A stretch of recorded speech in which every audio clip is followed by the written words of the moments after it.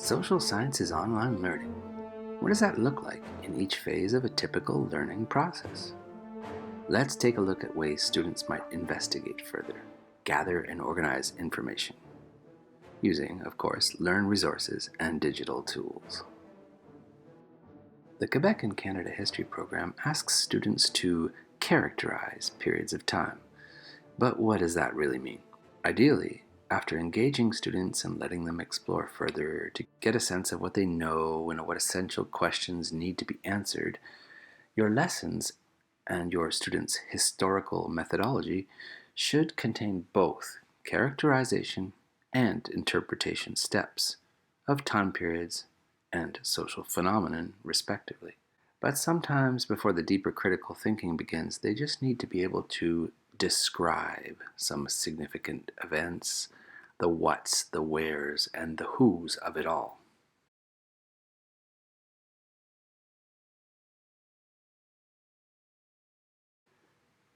What is a period, though? Or rather, what is a time period? In the Quebec program, knowledge to be acquired is constructed into 4 periods.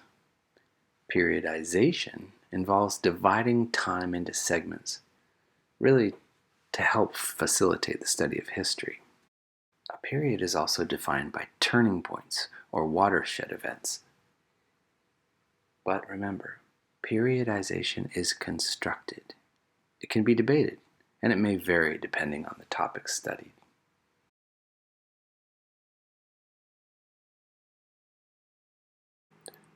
Characterizing also depends on who is doing it. It's how we describe the components of a period. Let's look at the time period in and around 1608.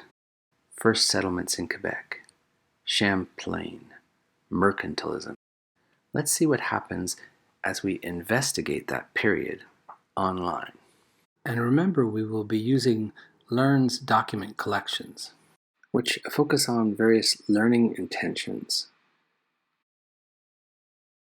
We've already passed the stage where students have been engaged looking at a few videos, we've explored further, and now we're going to focus on a specific intellectual operation as we examine and investigate the events that occurred.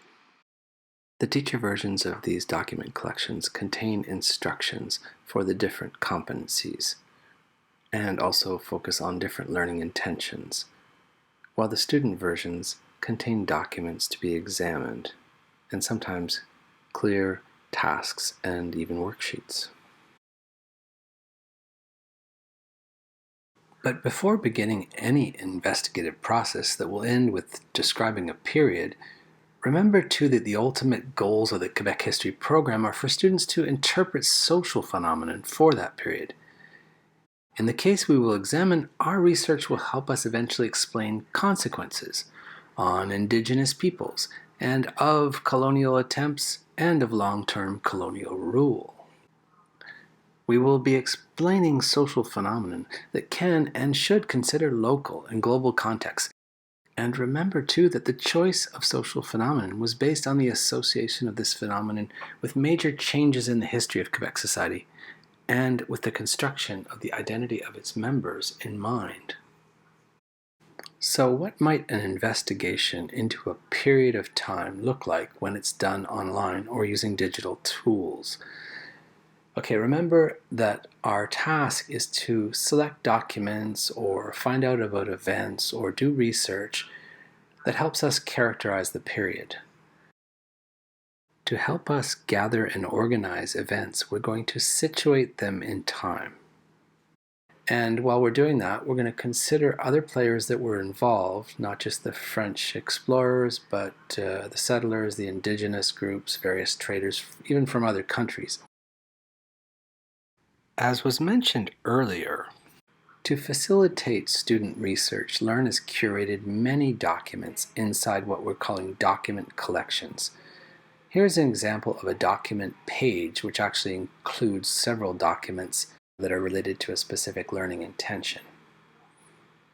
This is what the student can use to gather information. They can research further by following links. Students could analyze the images themselves, or they could place those images within another document to explain the situation, to situate it in time, or in space. The Google Suite provides many tools that can be used to organize information. This document collection is one. Students could copy it and reorganize the materials there. Here's another.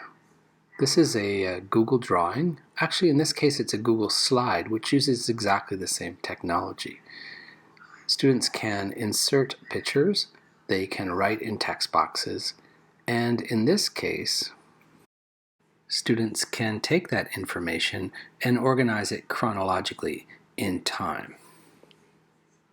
Here's what it might look like when a student has started to place an image and also has summarized a point and placed that into a different time element. You'll notice the organizer has a spot to indicate an essential or guiding question at the top and other places at the bottom where they could write their responses to the essential question as they gather information. Tentative responses, because this is not a complete project yet. We're investigating. Notice also that there is nothing above the line in the middle, the timeline. This is to allow students to rearrange the elements or to even create two layers. For example, one at the bottom for explorers and the other for those affected by explorers. In this case, I've chosen to change the color of the boxes to represent different peoples affected. As part of that investigative process, students are also asked to locate the events on a map. This can be complicated, require a lot of research, but it's great fun. Here's an example of me trying to place exactly where Tadoussac is on the map. Actually, I was trying to place exactly where a particular church was built in Tadoussac on the map by zooming very, very close, and by cross-referencing different websites, I was able to find exactly where that church was. You'll notice that Cartograf allows you to place information inside points on the map. I took the information from my timeline, the information that I chose, the summary, and I placed it on this exact point. In fact, I can link to it from the timeline. The results of this investigation online will allow students to integrate this knowledge and to answer guiding questions. They will explain and interpret the social phenomenon by using the knowledge they have understood and organized. They will, for example, be able to determine the causes and consequences of the events and create a response that they can in turn share with their classmates, their teacher, and any and all concerned.